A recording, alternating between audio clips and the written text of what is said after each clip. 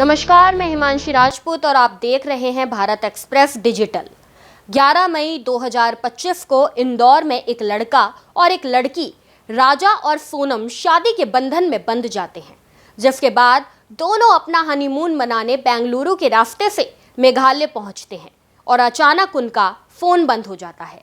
फिर कुछ दिन बाद पति राजा की लाश एक गड्ढे में मिलती है और पत्नी गायब हो जाती है, जिसके बाद न्यू कपल का ये हनीमून ट्रिप मिस्ट्री ट्रिप बनकर रह जाता है।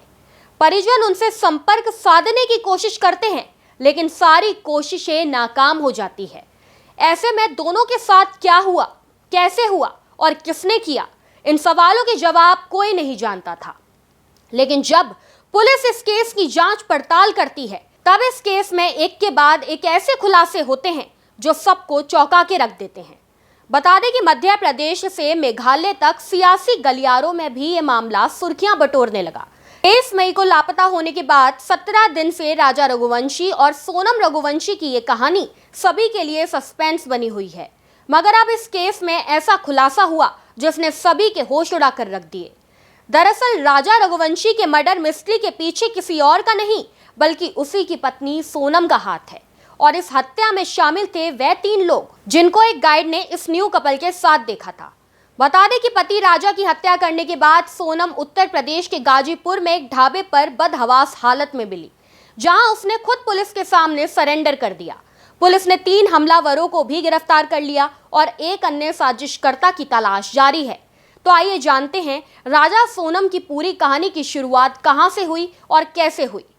देखिए, 11 मई 2025 मध्य प्रदेश के इंदौर में ट्रांसपोर्ट कारोबारी राजा रघुवंशी और सोनम की शादी हुई। 21 मई को राजा और सोनम शादी के बाद हनीमून पर मेघालय पहुंचे। 22 मई को कपल मेघालय के मशहूर पर्यटन स्थल नोग्रियात गया और शिपारा होम स्टे में रुका।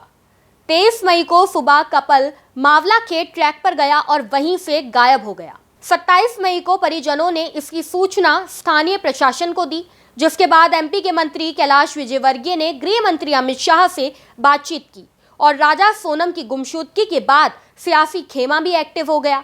मध्य प्रदेश के मुख्यमंत्री मोहन यादव ने मेघालय के मुख्यमंत्री कोनराड सांगमा से फोन पर बात की। 2 जून को राजा की लाश एक गड्ढे में मिली। 3 जून को राजा की पोस्टमार्टम रिपोर्ट में यह खुलासा हुआ कि उसकी हत्या पेड़ काटने वाले एक हथियार से की गई है। 4 जून को राजा रघुवंशी का शव इंदौर लाया गया। 5 जून को शिलांग के होटल के रिसेप्शन से राजा और सोनम का एक सीसीटीवी फुटेज मिला। 7 जून को शिलांग होटल के बाहर का सीसीटीवी फुटेज मिला, जिसमें राजा और सोनम को देखा गया था। पुलिस सोनम की तलाश कर रही थी। फिर 8 जून को इस मर्डर मिस्ट्री केस में 3 अज्ञात लोगों की एंट्री हुई, जो न्यू कपल के साथ ही देखा गया था, जिसकी जानकारी एक अन्य गाइड ने दी थी। 9 मई को यूपी के गाजीपुर में सोनम ने पुलिस के सामने अपना गुनाह कबूल कर लिया।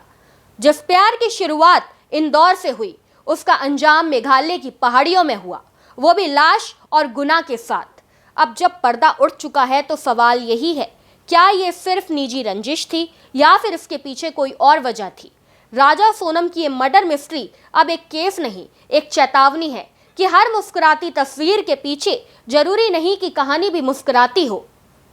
तो ये थी इंदौर के न्यू मैरिड कपल राजा और सोनम की लापता होने से मर्डर और मर्डर से सोची समझी साजिश तक की कहानी। आपको ये खबर कैसी लगी, हमें कमेंट में जरूर बताएं। इस वीडियो में बस इतना ही। ऐसे ही तमाम खबरों को जानने के लिए देखते रहिए भारत एक्सप्रेस।